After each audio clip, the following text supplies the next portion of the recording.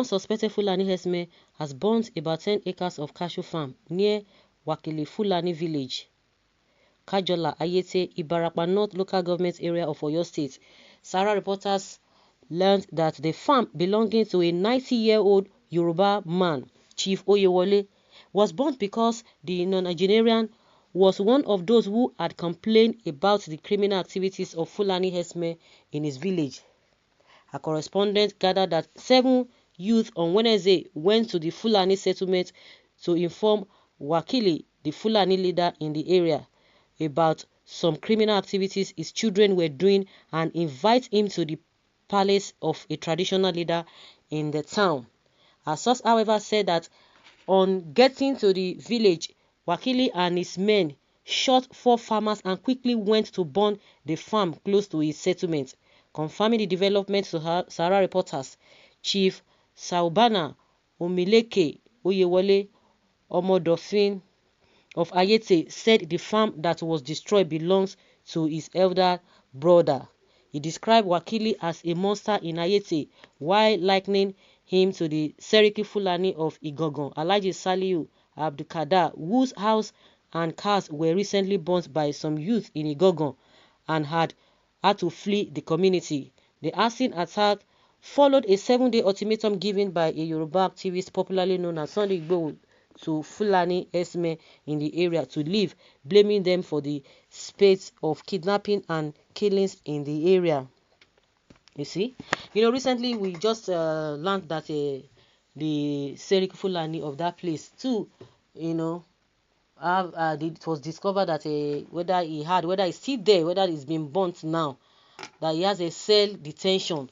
You can imagine when people are being kidnapped, they put people there, and when his people or children are arrested by the police, if the community people, if they report them, the next thing they will call IG, they will call the president, they will call all manner of people, and before you know it, they will be released. And this has been going on over and over again. I listened to one Fulani man, very intelligent man, and he was talking about all of this. Is that we're going to talk about that at the end of the day. It's not everybody that is really, of course we know that you can't paint everybody with one brush, but those who are the headers and the Mietiala, they're not really helping matter. Majority of the crimes being committed, majority of them are from them. So nobody should come and be telling us a Fulani man that is selling car or a Fulani man that is into another business. So does it mean that everybody all Fulani are like that? We are talking of this one who are really headers.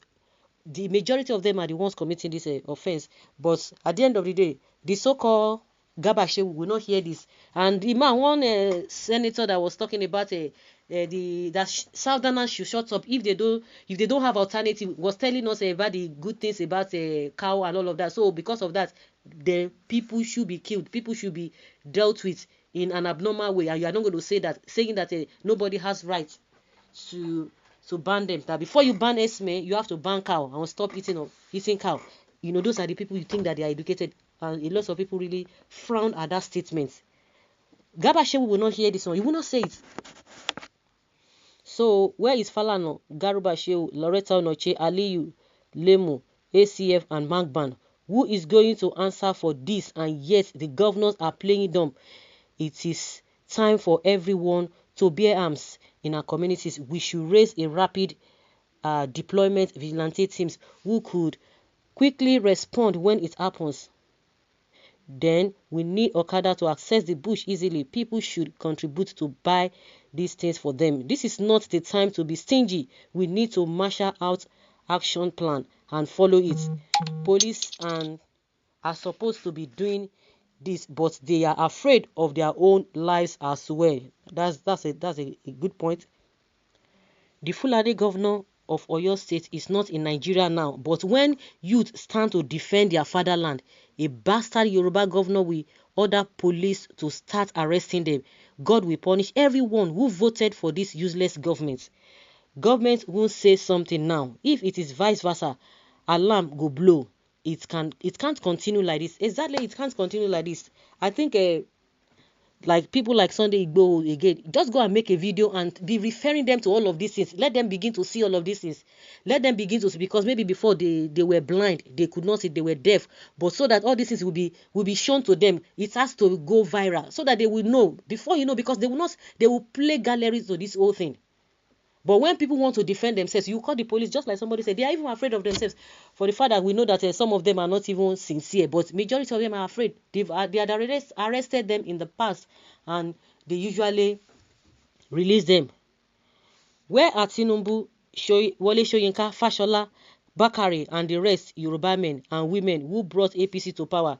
It is not the issue of who brought APC to power. It's the governor of the state from APC.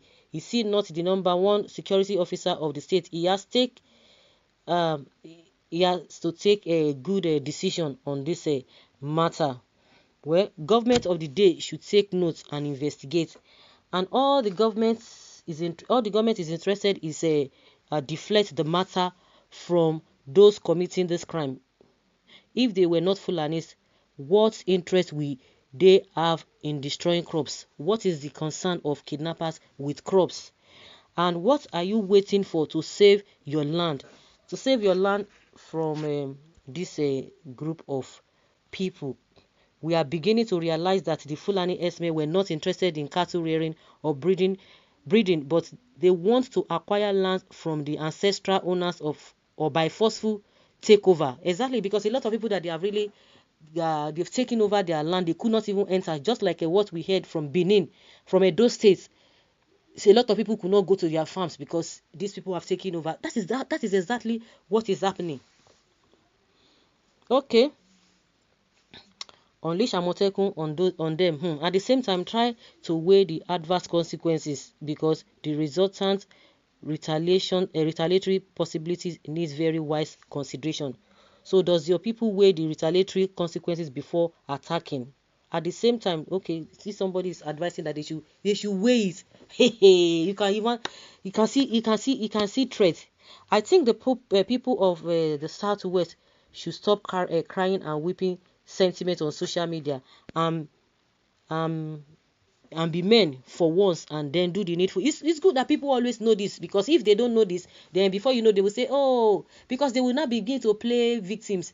They say, they didn't do anything, and people say, we didn't hear anything. But if people are hearing this, then let people be aware, so that people will not come and twist the whole story. Even those things that are even glaring, you see that they will come and try to twist them. If the Fulani herders can bear arms illegally and nothing happens, nothing stops other tribes from doing so. We don't need to make noise about it.